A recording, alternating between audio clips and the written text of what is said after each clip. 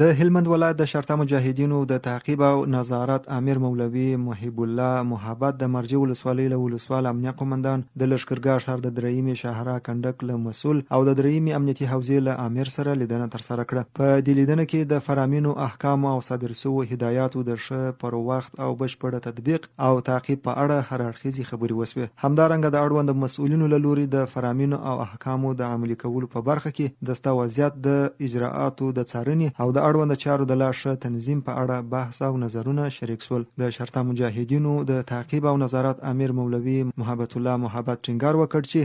ټول اړوند مسؤلین باید صدر شوي فرامین احکام او هدایات په جدي توګه تعقیب او په ټاکلي وخت کې د عملي کېدو ډاډ ترلاسه کړي، څو اړوندې چارې په منظم ډول ترسره او د نظام د لارښوونو د تطبیق په برخه کې لا ښه همغږي رامنځته شي. په پای کې د یادو مسؤلینو ترمنځ د لا زیاتو ګډو همکاریو، همغږي او دوامداره تعقیب پر اهمیت خبرې وسوې او ژمنه وسوه چې د فرامینو احکامو او هدایاتو د ښه تطبیق په موخه به لازمي همکاري ترسره کیږي.